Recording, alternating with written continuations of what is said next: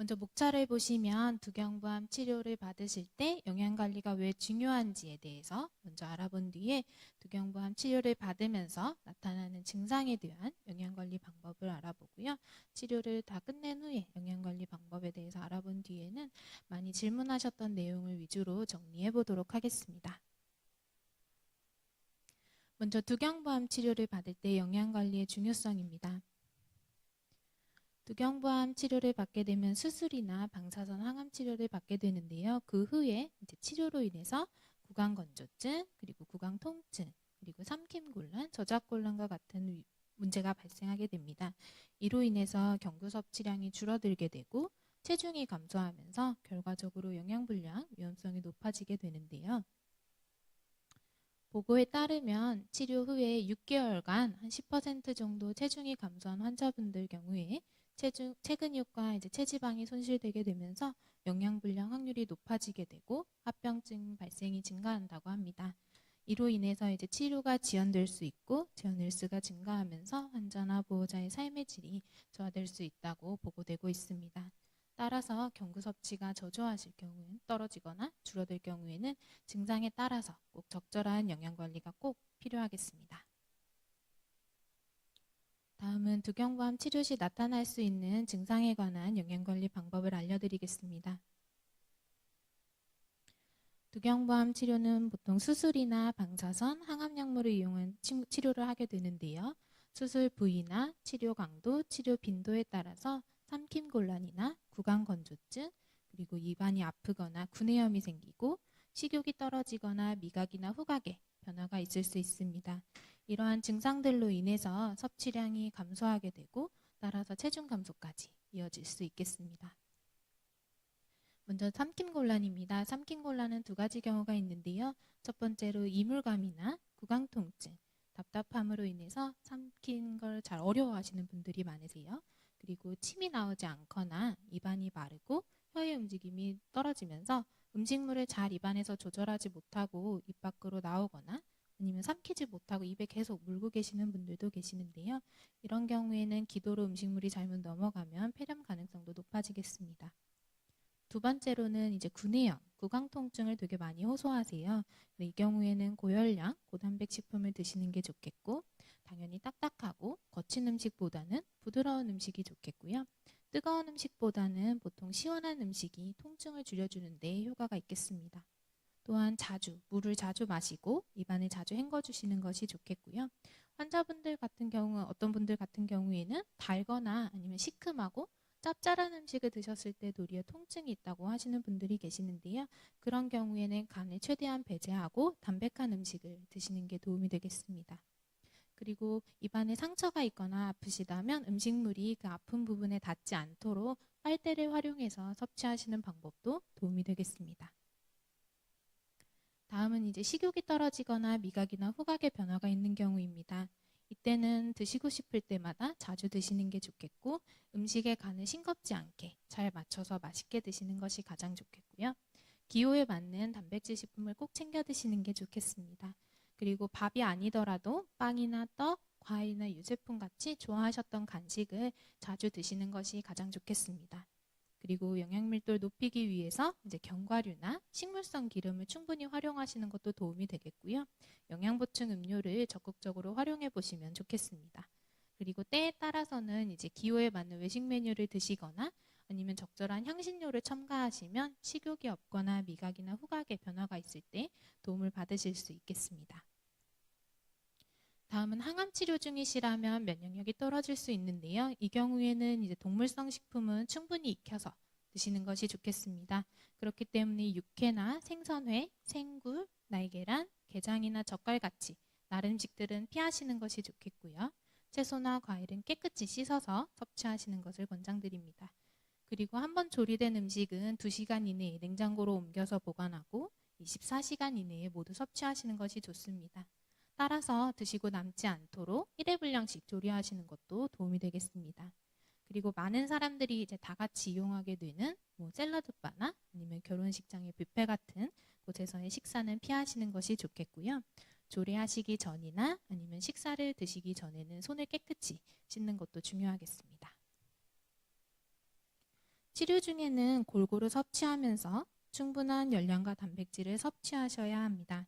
하지만 이전 증상들로 인해서 잘 못 드시기 때문에 삼키기 편하고, 그리고 한 입을 드시더라도 영양 밀도를 높여서 섭취하시는 것이 가장 중요하겠습니다. 이렇게 드실수록 체중 감소를 방지하는 데 도움이 되겠습니다.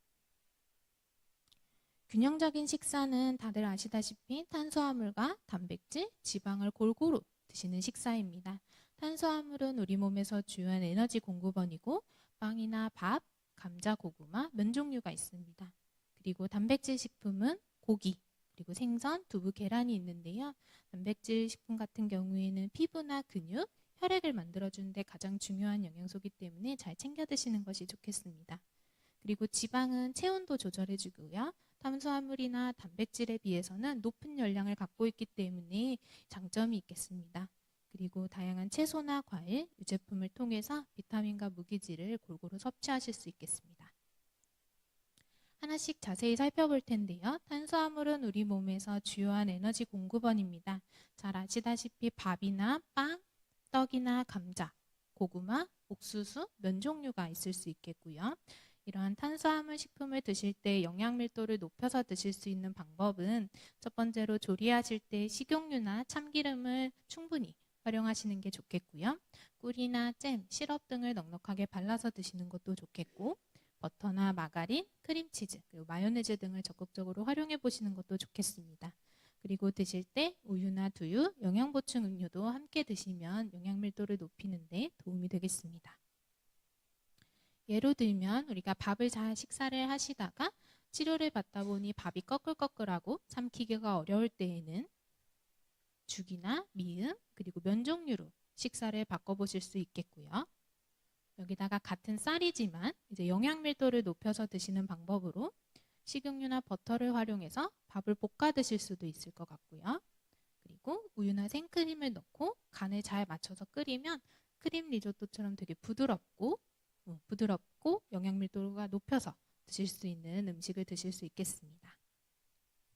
다음으로 이제 빵이나 떡 종류를 예로 들어보게 되면 부드러운 음식으로는 이제 카스테라나 모닝빵 같은 부드러운 빵 종류나 아니면 백설기나 증평 같이 부드러운 떡 종류로 드시는 게 도움이 되겠고요. 이제 빵이나 떡을 드실 때 영양 밀도를 높여서 먹는 방법으로 버터를 활용해서 빵을 구워 드신다거나 아니면 생크림이나 크림치즈가 있는 빵을 드시고 꿀이나 시럽이나 잼을 이제 빵이나 떡에 적극적으로 발라서 드시는 것도 영양 밀도를 높여서 드실 수 있는 좋은 방법이 되겠습니다. 다음은 단백질입니다. 단백질은 피부와 근육 그리고 혈액을 만드는 데 아주 중요한 영양소입니다. 다들 아시다시피 소고기, 돼지고기, 닭고기, 생선, 두부, 계란 종류가 있겠습니다. 단백질 식품은 저희가 치료 중에 삼키기 쉬운 형태로 충분히 드시라고 권장을 하고 있는데요. 질긴 고기와 해산물은 갈아서 섭취해 보시는 것이 좋겠고, 계란이나 두부나 아니면 생선살, 새우살처럼 좀 부드러운 식품을 선택하시는 것도 도움이 되겠습니다. 그리고 보통 우리가 주식으로 먹게 되는 밥이나 죽, 면 종류, 빵을 드실 때 꼭 같이 곁들여서 드시는 것이 좋겠습니다. 육류를 이제 삼키기 쉽고 영양 밀도를 높여서 먹는 방법으로는 갈아서 드시는 방법이 있습니다. 그래서 고기를 곱게 갈아서 떡갈비나 동그랑땡 아니면 완탕이나 만두 형태로 빚어서 부드럽게 섭취해 보실 수 있겠고요. 생선 같은 경우에는 물론 굽거나 찌는 경우에는 부드럽기는 하지만 영양 밀도를 더욱더 높이기 위해서는 튀김옷을 입혀서 전을 부쳐 드신다거나 아니면 기름을 활용해서 볶아 드시는 방법도 있겠습니다. 계란 두부와 같은 경우에는 삼키기 쉬운 형태는 당연히 계란찜이나 순두부 같은 형태가 있을 수 있겠고요. 반찬이 아니더라도 영양 밀도를 높여 먹는 방법으로 계란이나 마요네즈를 잘 으깨서 계란 샌드위치나 아니면 두부를 튀겨서 소스를 부어 먹는 두부 탕수의 형태도 영양 밀도를 최대한 높여서 드실 수 있는 방법이 되겠습니다. 이제 충분한 단백질 섭취를 권장을 드리는데요. 우리가 흔히 주식으로 먹는 이제 죽이나 면 종류, 빵과 함께 단백질을 같이 섭취하실 수 있는 메뉴를 좀 소개시켜 드리겠습니다.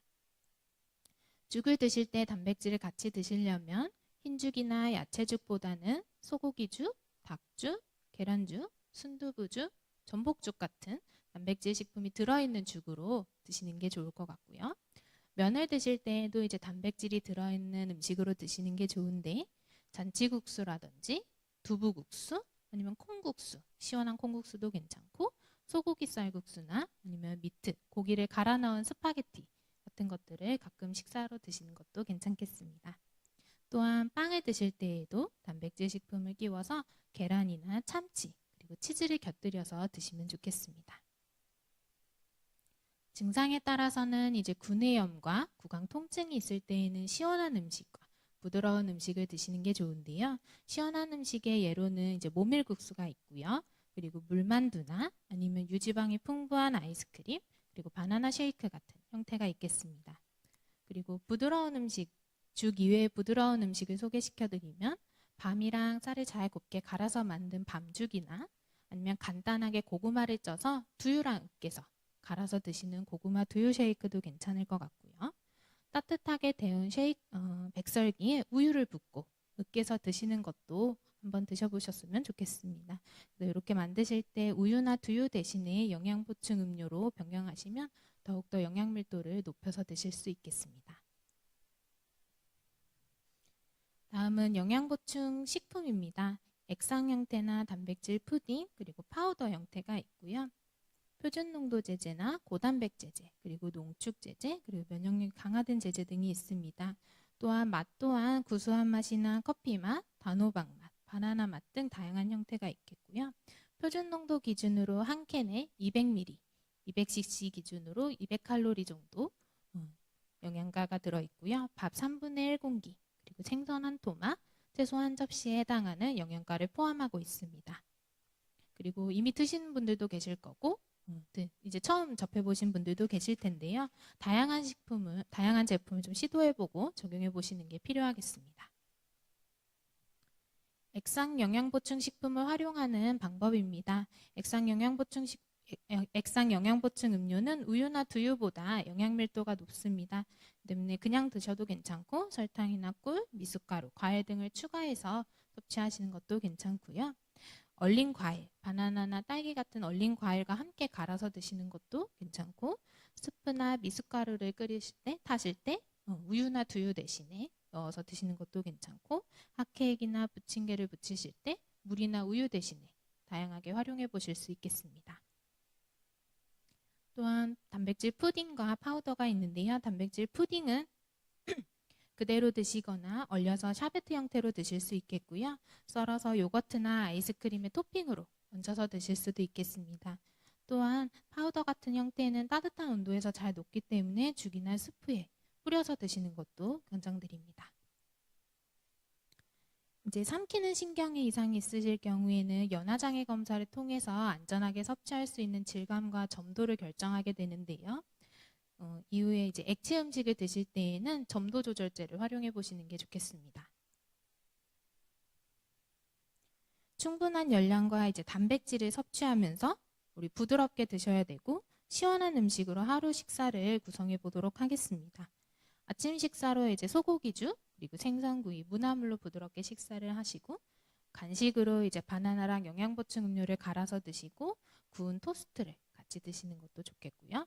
점심에 이제 시원한 콩국수나 부드러운 떡갈비로 점심을 드셔보시는 것도 좋겠고 오후 간식으로는 이제 아까 말씀드린 양갱이나 단백질 푸딩을 요거트에 섞어서 드시면서 미숫가루를 영양보충 음료에 타서 드시면 영양밀도를 높여서 간식을 섭취할 수 있겠고 저녁 식사에는 이제 닭살 볶음밥이나 계란 만둣국 같이 부드러운 형태로 식사하시면 좋은 하루 식사가 될 수 있겠습니다.